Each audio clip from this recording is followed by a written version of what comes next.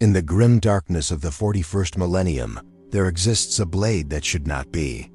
A weapon forged not from metal or warp fire, but from something far more terrible, the collective screams of humanity's first murder.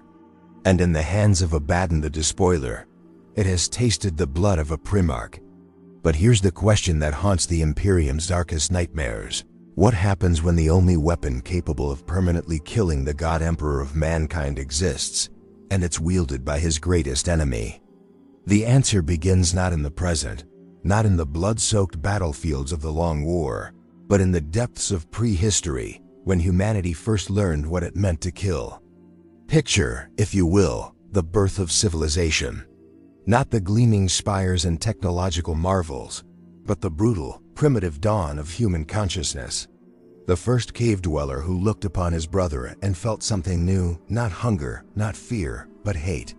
Pure, crystallized malice.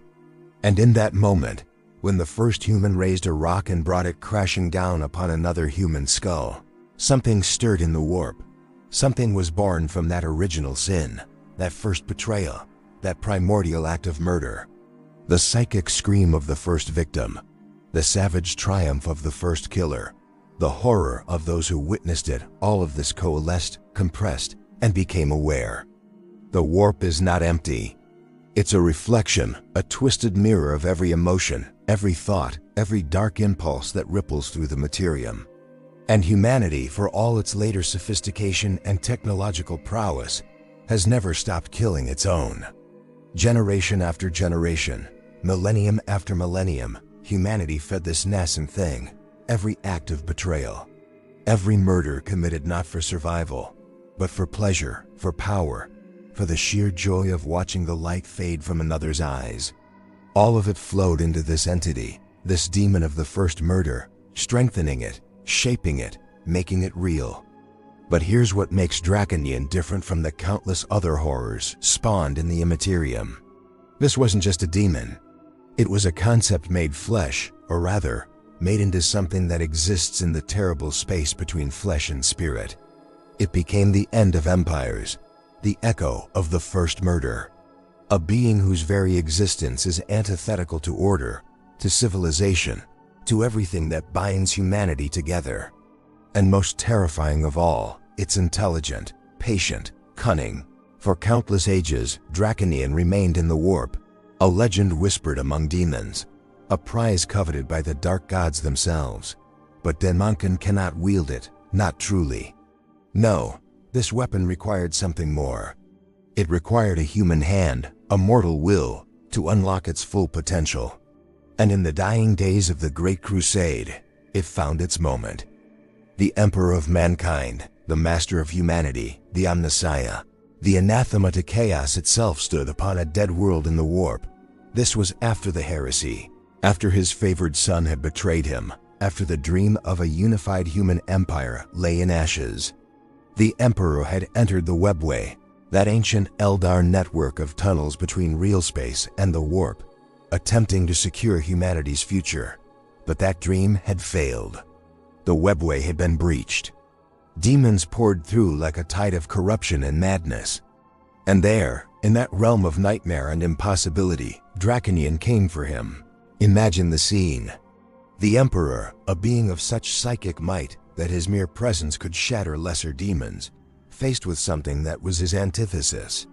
Not the chaos gods themselves, but humanity's own shadow, its capacity for self-destruction given form and purpose. The demon took the shape of a towering entity, wreathed in darkness, its form constantly shifting between that of a predator and something achingly, horrifyingly human. In its essence was every human who had ever killed another out of malice, every act of betrayal, every genocide, every war crime. It was humanity's sins made manifest, and it came to kill the Emperor. They fought, God and demon, order and entropy. And for the first time in recorded history, something managed to wound the Emperor, not just wound him, but truly harm him in a way that even Horus, empowered by all four chaos gods, had struggled to do. The Emperor understood then what he faced. This wasn't just a demon that could be banished or destroyed. Drach'nyen was an idea, and ideas cannot be killed, not by conventional means. To destroy it would require something impossible, something that would unmake the very concept of human violence. As long as one human remained capable of murdering another, Drach'nyen would exist. So the Emperor did something unexpected, something desperate. He couldn't destroy Drach'nyen, and he couldn't allow it to remain free in the warp where it might find a mortal host. Instead, he found a sacrifice. Endymion, one of the Custodian Guard, the Emperor's personal champions, the greatest warriors humanity had ever produced. The Emperor commanded him forward, and in an act that speaks to the absolute loyalty of the Custodes, obeyed. The Emperor forced Drach'nyen into Rhea, made the Custodian its living prison, its cage of flesh and will. And then the Emperor cast back into the warp, condemned to an eternity of containing the demon, of preventing it from finding a true wielder. For 10,000 years, endured.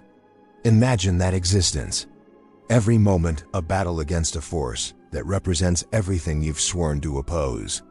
Every second fighting to contain something that whispers promises of power, that shows you visions of what you could become if you just let go. The demon and the custodian, locked in an eternal struggle within a single body, drifting through the warp's madness.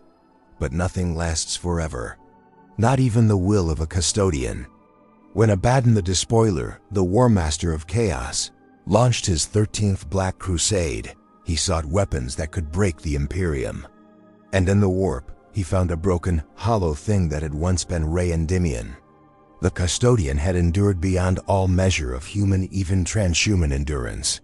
But 10 millennia is a long time to fight a war with no hope of victory. Abaddon took Drach'nyen.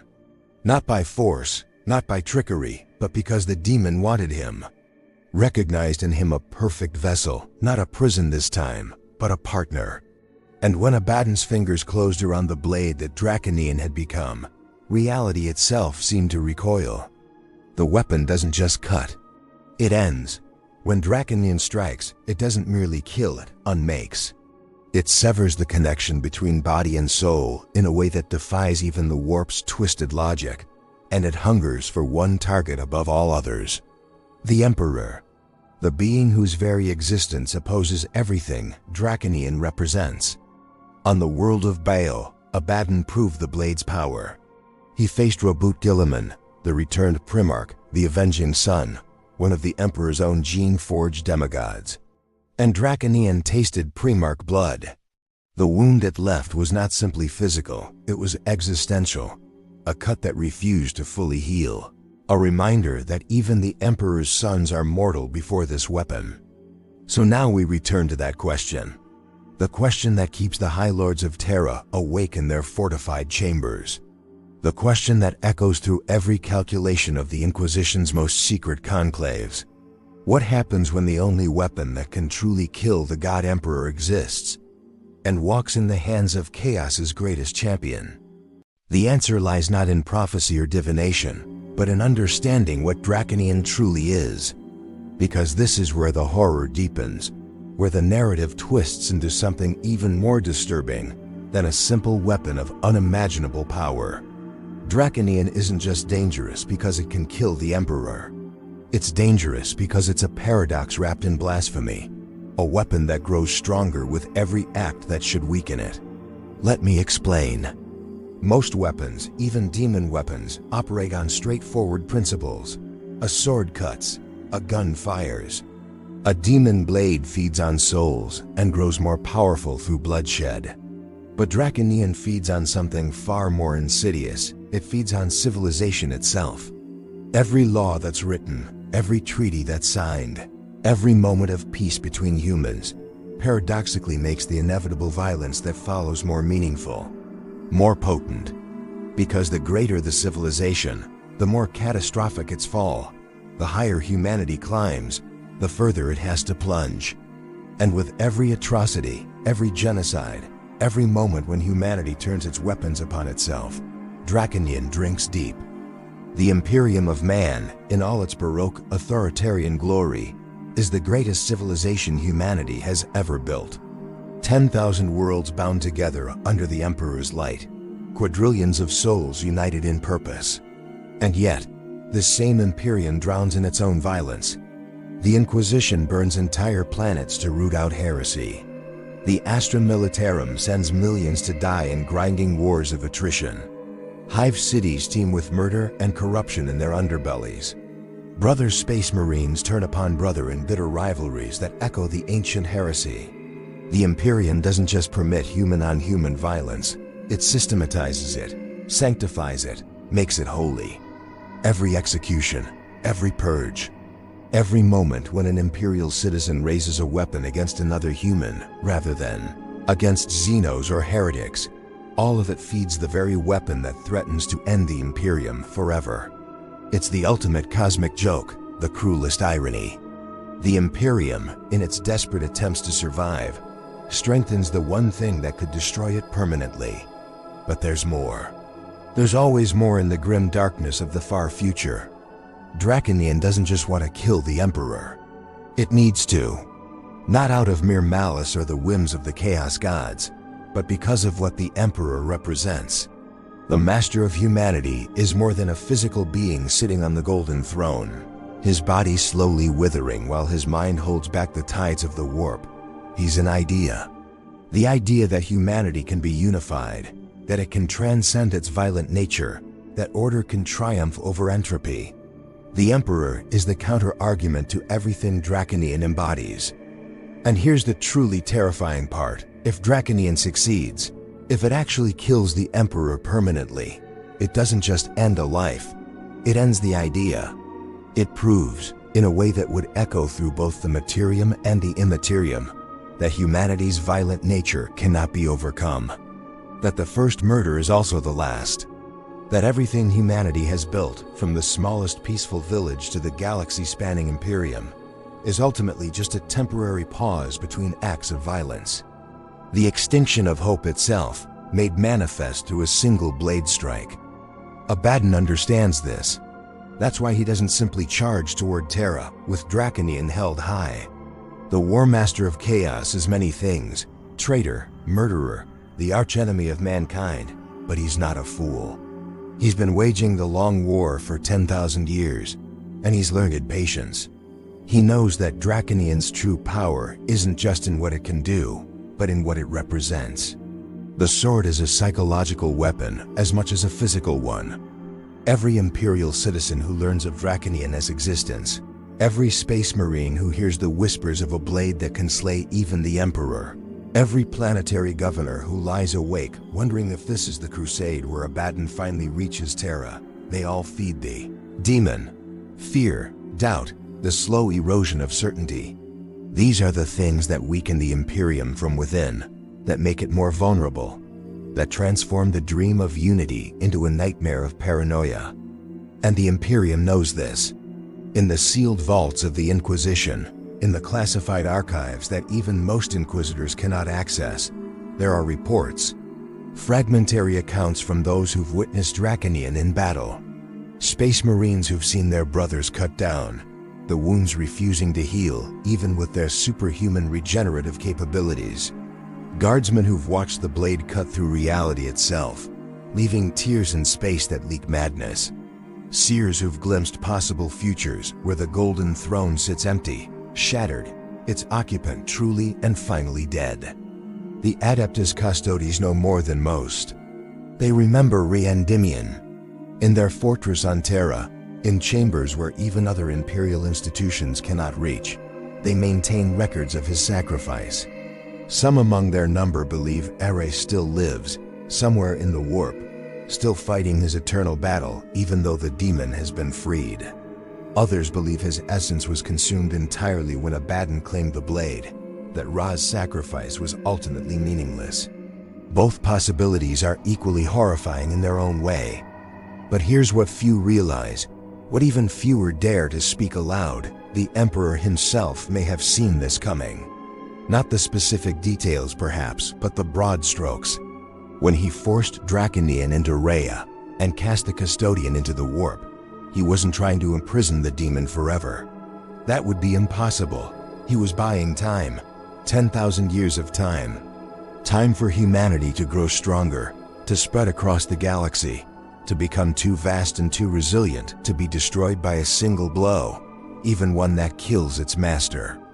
Or perhaps, and this is the thought that keeps the greatest minds of the Imperium locked in sleepless terror, perhaps the Emperor knew that Drach'nyen would eventually find a wielder, that it would eventually come for him, and he's been preparing for that confrontation for 10 millennia. Because if there's one thing the Master of Humanity has always understood, it's that some battles cannot be avoided, only delayed, only prepared for. On Terra, the Golden Throne hums with barely contained energies. The Emperor sits, has sat for 10,000 years, his body a withered husk kept alive by machinery and the sacrifice of 1,000 psychers daily. The official doctrine says he maintains the Astronomicon, the psychic lighthouse that allows for warp travel across the Imperium. The official doctrine says he holds back the tides of chaos, that his will alone prevents Terra from being consumed by the warp. But what if he's doing something else? What if, in the deepest layers of his consciousness, in the parts of his mind that operate on scales beyond human comprehension, he's been preparing a defense? Not against the Chaos Gods themselves. That battle was fought, and in some ways, lost when he agreed to sit upon the throne, but against Drach'nyen, against the echo of humanity's first sin. The problem is, no one knows. The Emperor hasn't spoken clearly in 10,000 years. The Adeptus Custodes maintain he still communicates through signs and psychic impressions, but these are vague, open to interpretation. The entire Imperium operates on faith that their God Emperor knows what he's doing, that he has a plan, that his silence is purposeful rather than the simple absence of consciousness. And into this uncertainty, Abaddon advances. The Great Rift has torn the galaxy in half. Chaos forces pour through in unprecedented numbers. Demon worlds manifest in real space. The Imperium fights on 1,000 fronts simultaneously, stretched thin, bleeding resources and manpower at rates that would have been inconceivable before the 13th Black Crusade. Abaddon himself stands aboard the bridge of his flagship, the Vengeful Spirit, the same vessel that once belonged to Horus, the same ship that bore the traitor legions to Terra during the heresy. In his hand, Drach'nyen pulses with barely contained power. The blade whispers to him constantly, not in words but in emotions, in visions. It shows him the Emperor's death 1,000 different ways. It shows him the Golden Throne shattering. It shows him Terra burning. But it also shows him something else. Something that gives even the Despoiler pause. Because Drach'nyen doesn't just want to kill the Emperor, it wants to become him. To take his place as humanity's dark god. To transform the entire Imperium into a monument to humanity's capacity for self-destruction. An empire of eternal war, of brothers killing brothers, of humanity consuming itself in an endless cannibalistic frenzy that would make even the Chaos Gods take notice. This is the demon's true endgame. Not just to end one life, but to corrupt the entire concept of human unity. To prove that civilization itself is the aberration, and violence is the natural state. Abaddon realizes in moments of dark clarity that he's not wielding Drach'nyen, he's being wielded by it. He's the latest in a long line of vessels stretching back through Endymion to the first human who picked up a rock with murderous intent. And like all those who came before, he serves the blade's purpose even as he thinks he's pursuing his own. The question isn't whether he can kill the Emperor with Drach'nyen. The question is whether killing the Emperor is what the demon actually wants, or if there's something worse waiting in that moment of triumph, something none of them have anticipated. And in the depths of the Golden Throne, something stirs. A consciousness vast and terrible and utterly alone finally turns its attention fully toward the approaching storm. The Emperor has been waiting, planning, and now after 10,000 years of preparation, the final confrontation begins to take shape in his ancient mind. The first sign that something has changed comes not from the front lines of the Great Rift, not from the bleeding edge of the Imperium, where Abaddon's forces carve through worlds like a scythe through wheat, but from somewhere far more unexpected. From the depths of the imperial palace itself, in chambers that haven't been accessed in millennia, ancient mechanisms begin to activate. Machinery older than some civilization starts to hum with renewed purpose.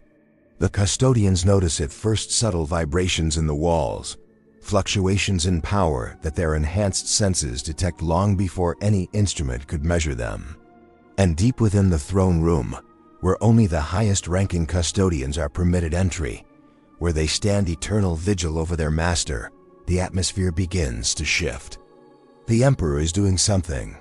After 10,000 years of seeming passivity, of silence broken only by the most cryptic of psychic emanations, he's acting. And it terrifies those who witness it far more than his silence ever did. Because here's what the Imperium has forgotten in 10,000 years of stagnation and ritual. The Emperor wasn't just a powerful psyker or a skilled general or even a visionary leader. He was something that transcended all of those categories. He was a being who understood reality at a level that made even the chaos gods cautious. A being who had walked through human history for 40,000 years before revealing himself, who had seen empires rise and fall, who had learned secrets that most sentient minds couldn't even comprehend without shattering. And while his body has withered on the golden throne, while his attention has been focused on holding back the tides of the warp, his mind, that vast, terrifying consciousness, has been working. Planning, preparing, weaving a counter-strategy so complex, so far-reaching, that it spans millennia and touches every corner of the Imperium without anyone realizing it. The truth is, the Emperor knew Drach'nyen would come for him. He's always known. Because the demon isn't separate from humanity, it's part of it. It's the shadow that every civilization casts, the dark mirror that reflects what we'd rather not see. And the Emperor, in all his gene-crafted perfection, in all his psychic mastery, has always understood that you cannot defeat your own shadow. You can only integrate it, transform it, use it. But how do you transform a demon that embodies the concept of murder itself? How do you integrate something that exists solely to end and destroy? The answer lies in understanding what Drach'nyen truly fears. And yes, despite its power, despite its ancient malevolence, the demon fears something. It fears obsolescence. It fears becoming irrelevant. Think about it. Drach'nyen exists because humans kill each other. It's sustained by human-on-human violence, by betrayal, by the endless cycle of civilizations building themselves up only to tear themselves apart. But what happens in a future where humanity transcends that violence? Not through peace is temporary, fragile, easily broken, but through transformation, through becoming something that no longer fits the definition of human in the old sense. This was always the Emperor's true goal with the Webway project. Not just to give humanity a safe means of travel, not just to free them from dependence on the warp. It was to fundamentally change what humanity was. To guide human evolution towards something that could still create, still build, still dream, but that no longer carried within it that primordial impulse toward fratricidal violence. A post-human species that would render Drach'nyen as meaningless as a stone axe in a war fought with plasma weapons. The heresy destroyed that dream. Horus's betrayal, the shattering of the Webway, the Emperor's internment on the Golden Throne, all of it seemed to end any hope of that transformation. The Imperium that rose from the ashes of the Great Crusade was the opposite of everything the Emperor had envisioned. Stagnant, superstitious, brutal, a regime that perpetuated human violence on an industrial scale. But what if that was part of the plan too? What if the Emperor knew that his direct intervention had failed, that his dream of guiding humanity had produced only the heresy, and that the only way forward was to let humanity guide itself, even if that guidance led through 10,000 years of suffering? There's a theory whispered among the most radical elements of the Inquisition, suppressed by the ecclesiarchy as rank heresy whenever it surfaces. The theory suggests that the Emperor has been deliberately distant, not because he's incapacitated, but because he's conducting an experiment. That every choice the Imperium has made in his name, every atrocity committed for the supposed good of humanity, every moment of darkness. He's been observing it all, learning from it, understanding the depths of human capacity for self-destruction in ways he never could when he walked among them as a living god. And now, with Abaddon bearing down on Terra with the one weapon that could end him permanently, the Emperor finally has all the data he needs. The experiment is complete. Humanity has shown him exactly what it's capable of when left to its own devices. And now he can act not as a god descending from on high to save his wayward children, but as something else entirely. The mechanisms in the Imperial Palace grow louder. The custodians receive fragmentary psychic impressions, images that don't quite make sense. They see the Golden Throne not as a prison or a life support system, but as a chrysalis. They see the Emperor's consciousness expanding, changing, becoming something that simultaneously is and isn't the being they've served for 10 millennia. Some of them fall to their knees, overcome by the enormity of what they're witnessing. Others grip their guardian spears tighter, uncertain whether what's happening is salvation or damnation. Across the Imperium, other signs manifest. Saints who've remained silent for centuries suddenly speak with renewed vigor, delivering messages that seem to contradict established doctrine. Imperial commanders find themselves making tactical decisions that they can't fully explain, as if guided by some invisible hand. Even the Astronomicon, that great psychic lighthouse, begins to pulse with new patterns, new rhythms that navigators struggle to interpret. And in the warp itself, something shifts. The Chaos Gods, eternally engaged in their great game, pause. Khorne's brass throne grows still. Tzeentch's scheming momentarily halts. Nurgle's rot stops spreading. Slaanesh's revelries quiet. Because they sense it too. Their ancient enemy, the anathema, the one being in the universe who's consistently thwarted their plans. He's changing the rules of engagement. Abaddon feels it through Drach'nyen. The blade, which has been singing with anticipation, suddenly grows uncertain. The demon whispers questions instead of promises. Because what it senses coming from Terra isn't the psychic signature of a being preparing to die, to make a last desperate stand against inevitable doom. It's the signature of transformation, of metamorphosis, of something that's been waiting 10,000 years to be born. The War Master of Chaos stands at a crossroads he never anticipated. He spent millennia preparing for this moment, gathering his forces, consolidating power, finally obtaining the one weapon that could achieve what even Horus could not. And now, on the cusp of final victory, he realizes he doesn't actually know what he's walking into. The Emperor should be vulnerable, weakened, a withered corpse maintained by machinery and sacrifice. But the psychic emanations from Terra suggest otherwise. They suggest something that's been growing stronger, not weaker. Something that's been using its imprisonment not as a limitation, but as a cocoon. For the first time in 10,000 years, Abaddon experiences something he thought he'd purged from his soul long ago. Doubt. Not doubt that he can win. His pride wouldn't allow that.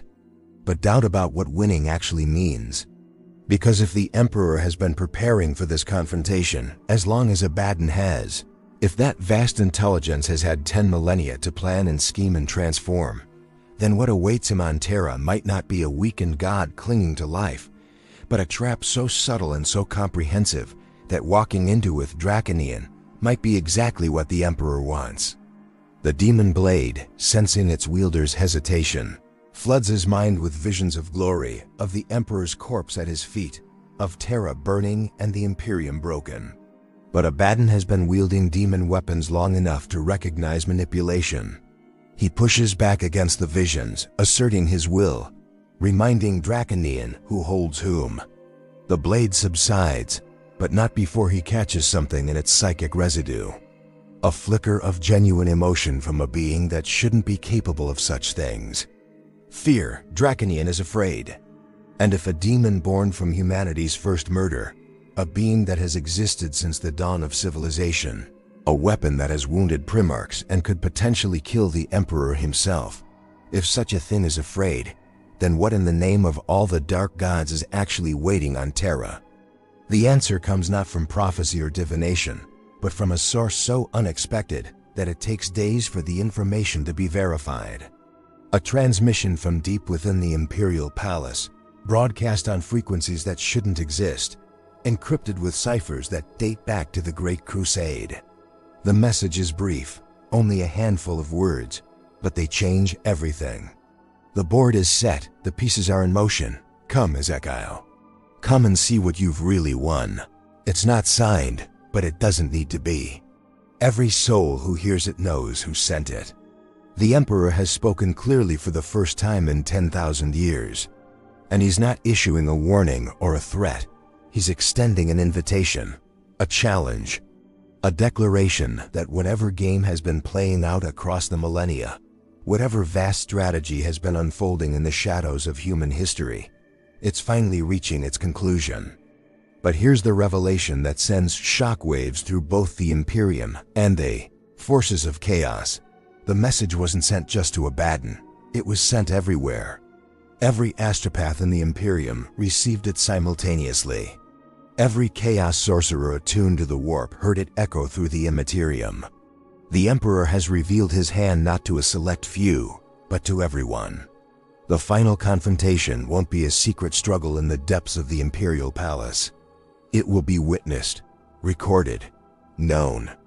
And the outcome, whatever it may be, will reshape not just the Imperium, but the very nature of humanity's relationship with itself and with the warp. The Emperor isn't just preparing to face Drach'nyen. He's preparing to answer the question the demon represents. Can humanity transcend its violent nature? Can civilization overcome the shadow of that first murder? Or will the echo of ancient sin prove stronger than 10,000 years of evolution, faith, and sacrifice? And suddenly, everyone loyalist and traitor, human and transhuman, faithful and heretical, realizes that they're about to find out. The Imperium begins to mobilize in ways it hasn't since the dark days of the heresy itself. But this isn't the desperate scrambling of a civilization caught off guard. This is something different, something coordinated, as if invisible hands have been positioning pieces on a galactic chessboard for millennia, and only now are those pieces beginning to move with purpose. The High Lords of Terra issue orders that seem to contradict standard defensive doctrine. Entire Space Marine chapters receive deployment commands that make no tactical sense until you step back and see the larger pattern. Forge worlds that haven't produced certain technologies in thousands of years suddenly begin manufacturing devices whose purposes even their own tech priests don't fully understand. It's as if the entire Imperium is being reconfigured according to plans that were laid down long before anyone currently alive was born. And through it all, that message echoes. Come and see what you've really won. The words spread not just through official channels, but through the underhives and the void stations, through pilgrim ships and penal colonies, through every stratum of imperial society. Some hear it as a promise of salvation, others as a prophecy of doom, but everyone hears it as a summons. The final accounting is at hand. Abaddon doesn't hesitate for long. He can't afford to. His entire identity, everything he's built over 10,000 years of the Long War, demands that he answer this challenge. To refuse would be to admit fear, to show weakness before his own forces.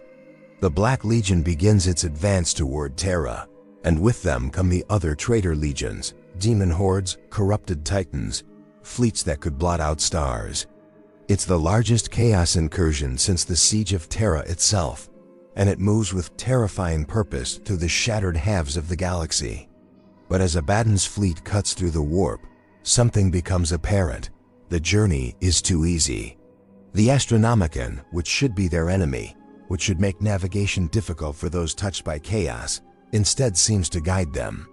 Warp storms that should impede their progress part like curtains. It's not divine favor. Even the chaos gods seem confused by how smoothly the advance proceeds. It's as if reality itself is being manipulated to ensure they reach Terra, to ensure the confrontation happens.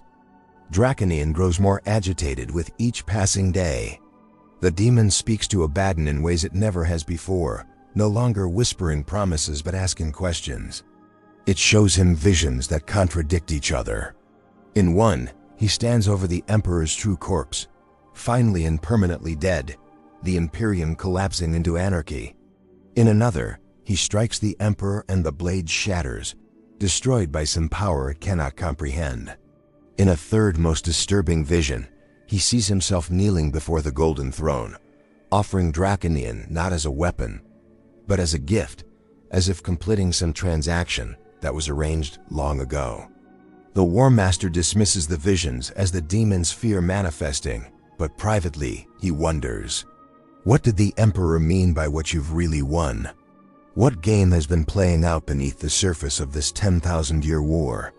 And most troubling of all, what if victory over the Emperor isn't the end of anything, but the beginning of something far worse? On Terra, the preparations reach a fever pitch.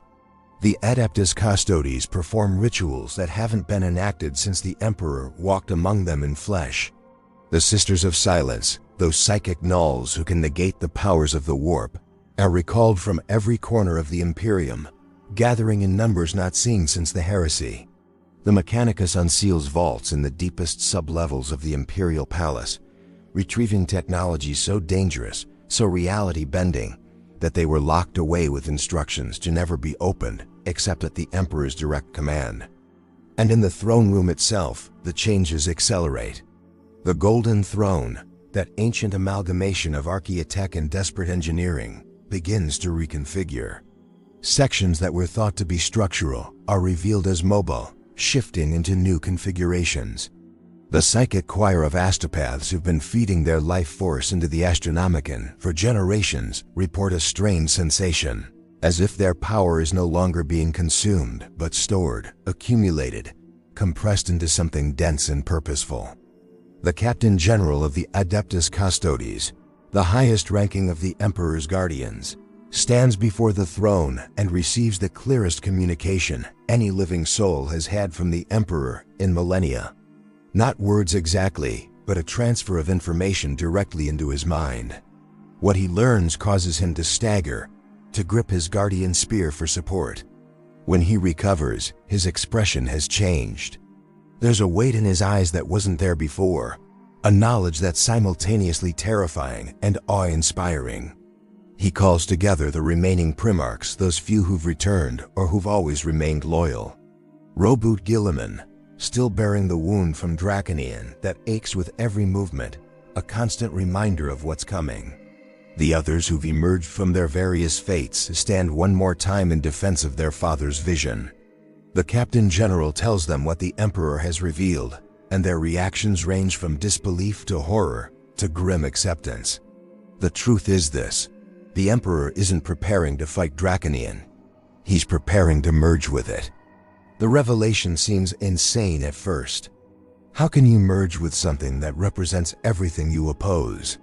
How can order integrate chaos, life embrace death, civilization welcome its own destruction?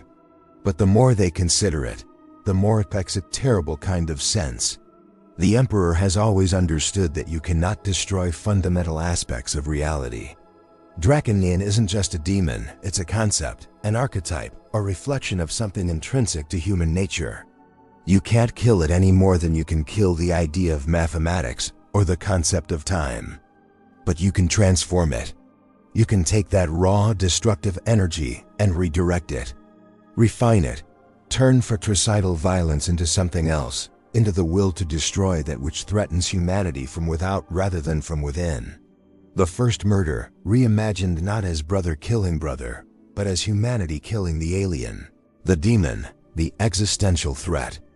This is why the Emperor allowed himself to be entombed on the Golden Throne. Not because he was too weak to heal, but because he needed time.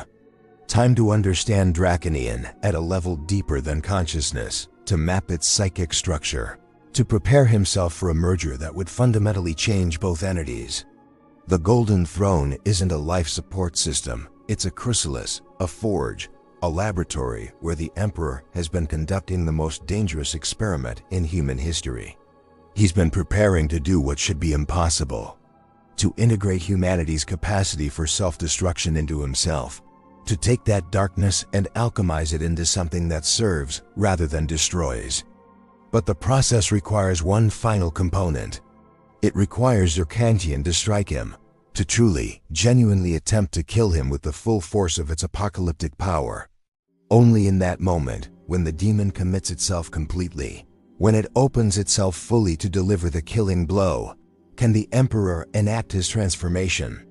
It's a gambit that depends on perfect timing, absolute control, and a willingness to die if the plan fails. The Primarchs understand now why their father has seemed so distant, so uncommunicative. He's been preparing for a moment where he must surrender everything. He is in the hope of becoming something greater. And if he fails, if his calculations are wrong, if he's misjudged the demon's nature or his own capacity to contain it, then Drach'nyen will kill him permanently, and the Imperium will fall into darkness that makes the heresy look like a minor theological dispute. Guilliman looks at the wound on his side, the one that still aches, that refuses to fully heal. He understands now. His father allowed him to be wounded, allowed him to carry that mark so that he could understand what was coming, so that when this moment arrived, at least one of his sons would comprehend the magnitude of what was being attempted. The wound is a message, written in pain and divine foresight. Across the Imperium, those with psychic sensitivity begin to feel it. A building pressure, like the air before a thunderstorm. The warp itself seems to hold its breath. Demons that were rampaging across human worlds suddenly pause, their attention drawn inexorably toward Terra. The Chaos Gods lean forward on their impossible thrones, fascinated despite themselves. Even entities far removed from the conflicts of the Materium, ancient Necrons in their tomb worlds, Eldar Farseers in their craft worlds, Orc warbosses who care nothing for the squabbles of Humies, they all sense that something fundamental is about to change. The Astronomicon begins to pulse in a new rhythm. Not the steady, unchanging beat that's guided navigators for 10 millennia, but something more complex. A pattern that feels almost like a countdown. Like a heartbeat accelerating before a moment of supreme exertion. Abaddon's fleet emerges from the warp at the edge of the Sol system. Before them lies Terra, the throne world, the heart of the Imperium. Its defenses should be impregnable. Orbital weapons platforms, fleet elements from a dozen sectors, Space Marine chapters sworn to die before allowing the enemy to set foot on sacred ground. And yet, as the Chaos Fleet materializes, something unprecedented happens. The defenses don't fire, ships don't move to intercept. It's not that they've been destroyed or disabled. They're simply waiting, holding position, allowing the enemy to approach. The path to Terra lies open, and for the first time in his long existence, Abaddon understands with absolute certainty that this is a trap. Not the kind you spring to capture or kill, but something far more elaborate. A trap that requires the prey to enter willingly, knowingly, because their entry is part of the mechanism itself. Drach'nyen screams, not in triumph but in what might almost be called terror, because the demon realizes something its wielder doesn't yet fully comprehend. It's not being allowed to approach Terra so it can kill the Emperor. It's being invited because the Emperor needs it to try. The weapon that was forged from humanity's capacity for self-destruction is about to be turned against itself, and there's nothing it can do to prevent it. The trap was set 10,000 years ago when the Emperor forced it into Endymion. Every moment since then, every act of violence that fed its power, every atrocity that strengthened it, all of it was orchestrated. The demon has been fattened like a sacrifice, grown powerful on human suffering, all so that when the moment came, there would be enough raw power for the Emperor to work with. Abaddon grips the blade tighter, feeling it struggle against him for the first time. He could turn back, could order his fleet to withdraw, deny the Emperor this confrontation. But that would mean admitting defeat before the battle even begins. It would mean acknowledging that he's been outmaneuvered by a foe he thought was helpless. And his pride, that terrible pride that caused him to reject the title of War Master from Horus's shade and claim it by his own merit, won't allow that. So he gives the order. The Black Legion will land on Terra. They will storm the Imperial Palace. And he will bring Drach'nyen to the Golden Throne. Because if this is a trap, then he'll spring it and deal with the consequences. He spent 10,000 years proving that he's more than just Horus's echo. Now he'll prove he's more than a pawn in the Emperor's schemes. The fleet begins its descent toward the throne world. And across the Imperium, in every church and chapel, in every shrine and cathedral, in every place where the faithful gather, candles flicker and die. Not blown out, not consumed. Simply extinguished, as if the breath that sustained them has been drawn inward for one final monumental exhalation. The storm is about to break, and when it does, nothing will ever be the same. The first boots to touch Terra's sacred soil in 10,000 years belong to traitors. The irony isn't lost on anyone. Abaddon leads his chosen from the landing craft, Drach'nyen held before him like a dark star, and the blade's presence alone seems to wither the ground beneath his feet. The soil of Terra, earth that has been consecrated by millennia of faith and sacrifice, recoils from the demon's touch. Where the War Master walks, reality itself grows thin. Behind him, the Black Legion pours forth in a tide of corrupted ceramite and twisted faith. They expect resistance. They expect gun batteries and fortifications, waves of Imperial Guard and Space Marines, dying to slow their advance. Instead, they find silence. Empty courtyards, abandoned defense positions. The Eternity Gate, that massive portal which has never fallen to any foe, stands open. Not broken. Not breached. Simply open, as if an invitation. It's wrong. Everything about this is wrong. But Abaddon pushes forward because there's nothing else to do. To hesitate now would be to surrender momentum, to give the Emperor time for whatever machination he's orchestrating. The Black Legion advances through the outer palace, their progress marked only by the sound of their own march and the whispers of Drach'nyen, growing more frantic with each step closer to the throne room. They encounter the first defenders at the inner sanctum.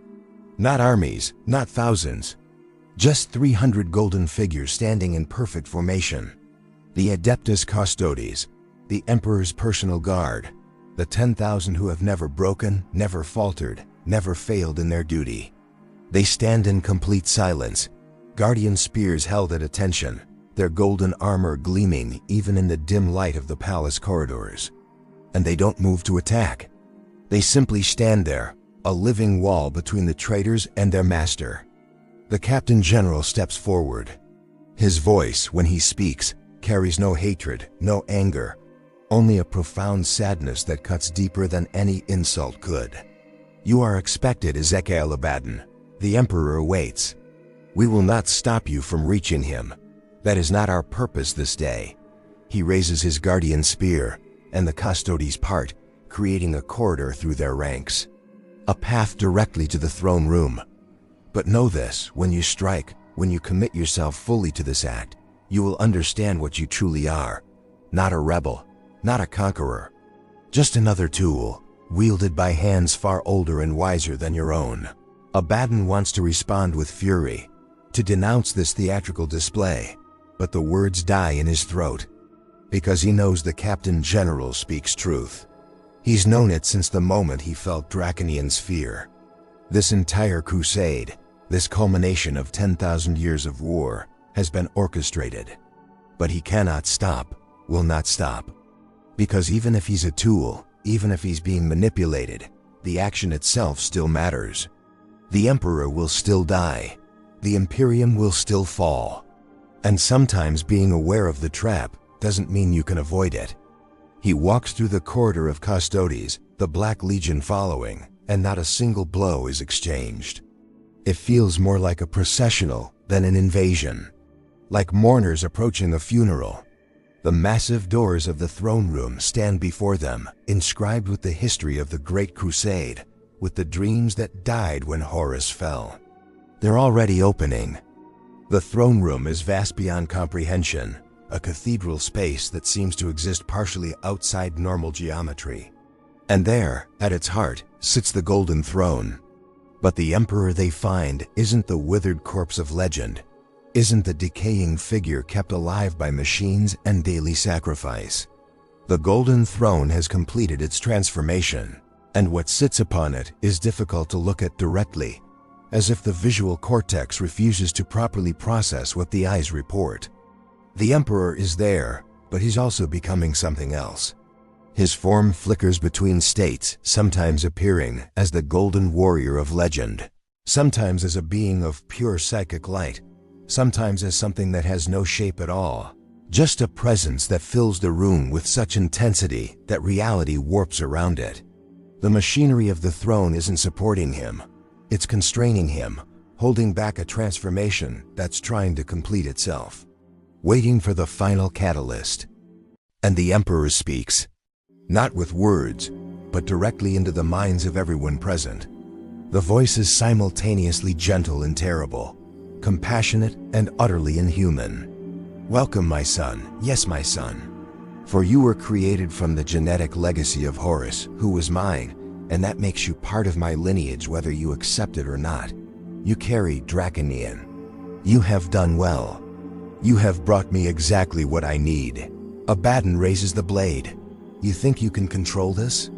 You think you can survive what I'm about to do? His voice carries rage and confusion in equal measure. This weapon was made to kill you. It exists for no other purpose. Yes, the Emperor's presence pulses with something that might be satisfaction. It exists to kill the Emperor of mankind, and I am about to give it that opportunity. But tell me, Ezekiel, what is the Emperor of mankind? Is he the being sitting before you? Or is he the idea that has sustained an Imperium for 10,000 years? Is he flesh and spirit, or is he the collective faith of quadrillions of souls across the galaxy? Can you kill an idea with a blade, even one as potent as Drach'nyen? The demon screams, not through Abaddon's ears, but through his entire body, through the connection between wielder and weapon. It understands now, fully and completely, what the trap actually is. The Emperor isn't going to fight Drach'nyen. He's going to let it win. He's going to die, truly, and permanently die as a physical being, as a singular consciousness. And in that death, he'll be released into the warp as pure energy, as an idea unbound by flesh. He'll become what the chaos gods are, conceptual entities sustained by belief and worship. And with the power released from his death, with the psychic shockwave of the God Emperor's passing, he'll seize Drach'nyen in that moment of its triumph, when the demon is fully manifested and vulnerable, and he'll bind it into himself. The violence, the murder, the self-destruction, all of it will become part of the Emperor, weaponized, controlled, directed outward against the true threats to humanity. Abaddon feels the realization wash over him. You're not trying to save the Imperium as it is, you're ending it. You're killing yourself to be reborn as something else. The Imperium I envisioned died with Horus's betrayal. What exists now is a perversion, a theocratic nightmare that betrays everything I worked to achieve. Better to end it and begin anew. Better to die as a man and be reborn as a true god, one forged from both the light and the dark of human nature. The Emperor's form stabilizes for a moment, becoming almost recognizable as the being he once was. You think you're here to destroy me, but you're here to free me. Free me from this throne. Free me from this half-life. And yes, free me to become something that will reshape the galaxy. Drach'nyen thrashes in Abaddon's grip. The demon tries to dematerialize, to flee back into the warp, but it can't. The throne room has been prepared, warded, transformed into a cage specifically designed to hold it. The Sisters of Silence step from alcoves where they've been waiting, their null presence creating a barrier that even a demon of Drach'nyen's power cannot easily cross. The trap has closed. Not around Abaddon, but around the blade he carries. The War Master has a choice. He could refuse to strike, could deny the Emperor this transformation. But then what? Stand here holding a demon blade that's trying to escape while Custodies and Sisters of Silence close in. Return to his fleet in failure, having come to the Emperor's very throne and accomplished nothing. Admit that he was outmaneuvered so completely that even striking the final blow would serve his enemy's purpose. No, there's another option. A third path that the Emperor, for all his vast intelligence, hasn't fully considered. Because the Emperor has been a god figure for so long that he's forgotten what it means to be truly human. Forgotten that humans are capable of choosing spite over logic, chaos over order, destruction over any possible benefit. Abaddon makes his decision. He will strike, but not to kill the Emperor, not to free him. He raises Drach'nyen, and in that moment, with every scrap of will he possesses, he turns the blade's edge toward himself. The demon shrieks in confusion and fury, but Abaddon is its wielder, and he forces it to obey. He will not be a tool, not for the Emperor, not for the Chaos Gods, not for anyone. If this entire scenario is a trap, if every possible outcome serves the Emperor's plan, then he'll create an outcome no one anticipated. He drives Drach'nyen through his own hearts. The effect is instantaneous and catastrophic. The demon, forced to strike its own wielder, to commit an act of violence against the one it's bonded with, experiences something it was never meant to feel: confusion, pain, the breaking of fundamental rules about how demon weapons operate. And in that moment of disorientation, the Emperor moves. Not physically, the Emperor's body remains on the throne, but his consciousness, that vast psychic presence, launches itself through the warp like a spear. He seizes Drach'nyen in its moment of vulnerability and begins the merger. Not as planned, not with the clean strike and triumphant death he'd orchestrated, but in chaos, in the midst of Abaddon's act of final defiance. The Emperor adapts instantly, his plan already shifting to accommodate this new variable, this beautiful human unpredictability that he'd almost forgotten could exist. The throne room explodes with psychic light. Abaddon falls, the demon blade still embedded in his chest, his transhuman physiology fighting desperately to keep him alive. The Black Legion warriors who'd followed him into the chamber are thrown back by the shockwave of power. The custodies hold their ground, but even they must shield their eyes from the radiance. And at the center of it all, the golden throne shatters. Not in destruction, but in release. Like a seed pod bursting open, the Emperor's physical form disintegrates, not into death, but into pure energy, into consciousness unbound. And Drach'nyen, caught in the maelstrom, screaming in what might be agony or ecstasy or both, is pulled into that radiance. The demon and the god begin to merge, two fundamental forces of the universe colliding, contradicting, and ultimately integrating.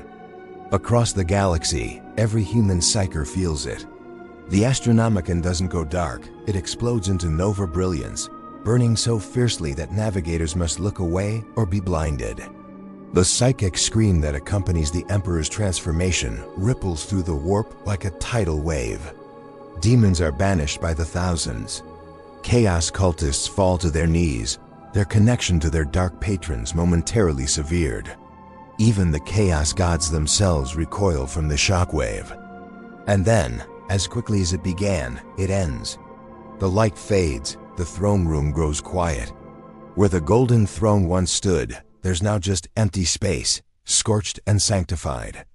The Emperor's body is gone, but his presence remains stronger than ever, no longer confined to a single location or a single form. He exists now in the warp, in the faith of his followers, in the collective unconscious of humanity itself. He has achieved apotheosis. He has become what chaos always feared. He might a true god of order, of humanity, of directed purpose. But the cost is visible in every corner of the chamber. Abaddon lies motionless, Drach'nyen no longer in his chest but simply gone, consumed in the merger. The War Master's eyes are open but unseeing. Around him, his warriors are silent, witnessing the death of everything they thought they understood. The custodies lower their heads, not in grief, but in acceptance. Their master is dead. Their master is reborn. Both statements are equally true. And in the warp, something new takes shape. Not the Emperor as he was, not Drach'nyen as it was, but a fusion of both. order and chaos, creation and destruction. Humanity's capacity for both transcendent nobility and horrific violence finally integrated into a single terrible whole. The being that emerges from this chrysalis will reshape the galaxy. Whether that reshaping leads to salvation or damnation remains to be seen. But the die is cast, the transformation is complete, and nothing will ever be the same. The throne room remains silent for what feels like an eternity. Dust motes drift through the air where the golden throne once stood, catching light that seems to come from everywhere and nowhere. The custodies are the first to move, slowly lowering their guardian spears, their golden armor dimmed by the residue of psychic energy that still clings to every surface. They approach Abaddon's fallen form with caution, not out of fear but out of respect for what has just transpired. The War Master of Chaos still breathes, somehow, his transhuman biology clinging to life despite wounds that should have killed him instantly. His eyes, when they focus, hold something they haven't held in 10,000 years. Not regret exactly, but recognition, understanding. The Captain General kneels beside him, and in a gesture that would seem impossible moments ago, removes his helm. His face is ancient, weathered by millennia of service, and when he speaks his voice is soft. You denied him the victory he planned. But in doing so, you gave him something more valuable. You reminded him what it means to be human, to choose the unpredictable path, the irrational one. He will carry that reminder into whatever he has become. There's no triumph in these words, no satisfaction. Just acknowledgement of a truth too large to be reduced to simple concepts like victory or defeat. Abaddon's lips move, forming words that barely emerge as sound. Then I failed or succeeded. I no longer know which. A bitter laugh escapes him, wet with blood. 10,000 years. And in the end, I was exactly what I swore I would never be. A tool for someone else's ascension. No, the Captain General's denial is gentle but firm. You were the chaos in his order. The variable he could not fully predict. That matters more than you know. Gods need chaos to remain honest. To remember that consciousness, true consciousness, can never be fully controlled or anticipated. You have given the universe that reminder. He stands, gesturing to his fellow custodies. Take him to the Medicaid facilities. He has earned the right to live if his body can manage it. And if it cannot, he has earned a dignified end. As they carry Abaddon away, the Sisters of Silence emerge fully from their positions. Their null presence no longer needed now that Drach'nyen has been consumed. They circle the space where the throne once stood, their movements ritualistic, marking boundaries that exist only in psychic space. They're preparing this chamber for what comes next, though none of them can quite articulate what that might be. Outside the palace, the Black Legion stands in confusion. Their leader has fallen. Their patron gods seem distant, muted, as if the psychic shockwave has temporarily deafened them to chaos's whispers. Some begin to retreat toward their landing craft, tactical sense overriding ideology. Others simply sink to their knees, overwhelmed by the enormity of what they've witnessed. A few, the most introspective among them, remove their helms and look up at Terra's sky, with expressions that might almost be called wonder. They came to destroy a god and witnessed instead a birth. And that transformation has shaken something loose in their souls, something they thought they'd excised millennia ago. Across the Imperium, the effects ripple outward in waves. The Astronomicon burns brighter than it has in living memory, but its nature has changed. Where once it was a steady beacon, now it pulses with something that feels almost alive, almost aware. Navigators report that warp travel has become simultaneously easier and more unsettling. The routes are clearer, the tides more predictable, but there's a presence now that watches their journeys. Not malevolent, but not entirely benign either. Judging, measuring. The Emperor is no longer a distant, silent figure on a golden throne. He's everywhere and nowhere, a presence that pervades the warp itself. In the temple of the Savior Emperor on distant Ophelia VII, a canoness falls to her knees mid-prayer. She's been devoted her entire life to the God Emperor, has performed miracles in his name, has led her sisters through countless battles against heresy. And now, for the first time, she feels him respond. Not with words, but with understanding. A presence that acknowledges her faith while simultaneously challenging it, asking her to see beyond ritual and doctrine to something more fundamental. She weeps, not from sorrow but from the overwhelming complexity of the divine made manifest. Her faith hasn't been validated or destroyed. It's been complicated, deepened, made more demanding than simple devotion ever was. On a Forge world in Segmentum Solar, a tech priest experiences something unprecedented. A moment of genuine inspiration, not drawn from ancient STC fragments or discovered texts, but born from his own consciousness. For the first time in 10,000 years of Mechanica stagnation, innovation occurs. He understands immediately what has happened. The Emperor, in his transformation, has broken something.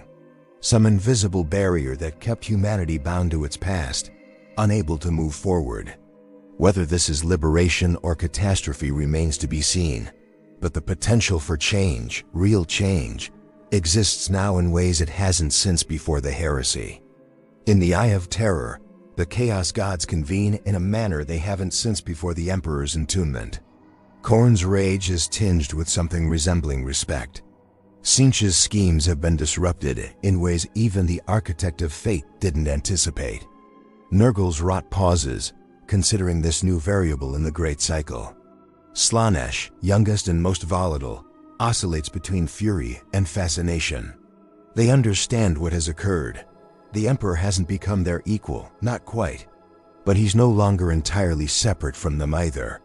He exists in the warp now, a presence they cannot ignore, cannot overwhelm, cannot simply dismiss as a mortal concern. The great game has changed. A fifth player has joined, one who doesn't quite follow the established rules. And that makes everything more complicated, more interesting, more dangerous. Back on Terra, in the Imperial Palace, Roboute Guilliman stands in what remains of the throne room. The Primarch has been summoned here along with the other returned sons, and they stand in a circle where their father once sat. No one speaks at first. What words could encompass what has transpired? Finally, it's Guilliman who breaks the silence, his voice heavy with implications he's only beginning to process. He's gone, and he's more present than he ever was. We spent 10,000 years worshipping a corpse on a throne, and now that he's truly divine, I'm not certain whether to be relieved or terrified.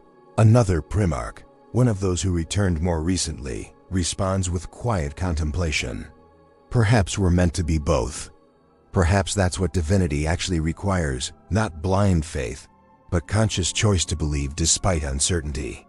He's given us something harder than obedience. He's given us responsibility. The implications spread through the Imperium's leadership like dawn breaking over a long night. The Emperor is no longer trapped, no longer dying by infinitesimal degrees.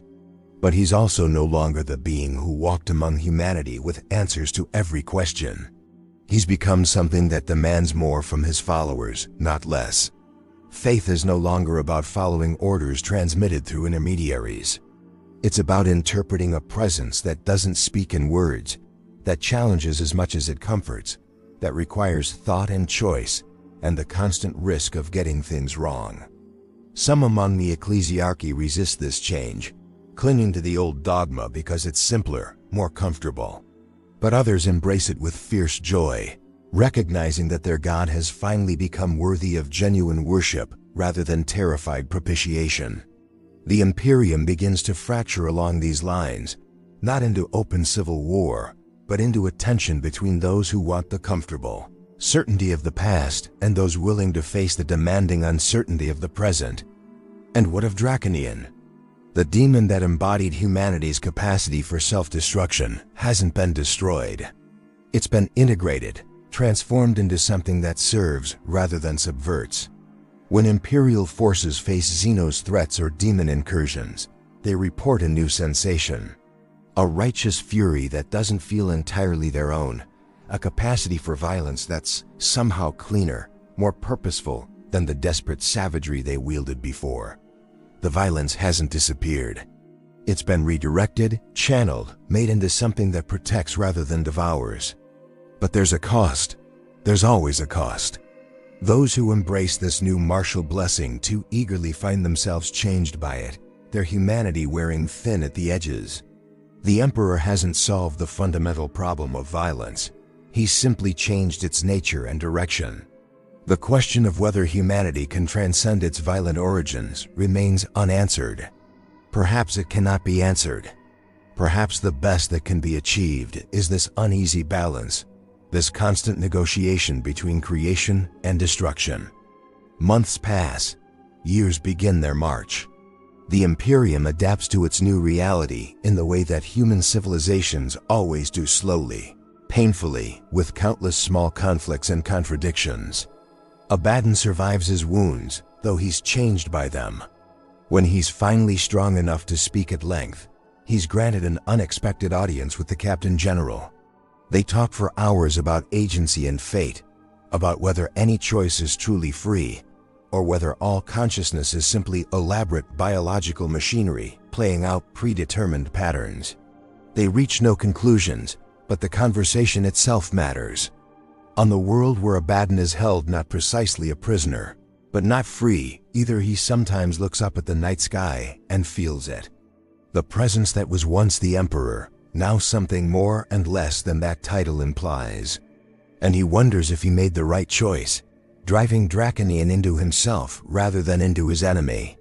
He wonders if there was a right choice at all, or if the universe operates on principles too complex for right and wrong to have meaning.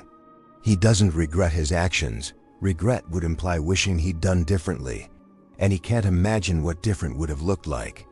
He simply exists in the aftermath, a monument to the possibility of defiance, even when defiance serves purposes beyond comprehension.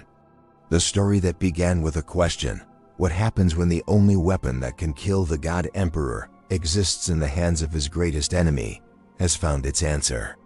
Not the answer anyone expected, but perhaps the only answer that could satisfy the complexity of the question. The Emperor died.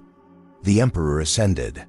Humanity's capacity for violence was weaponized and transformed.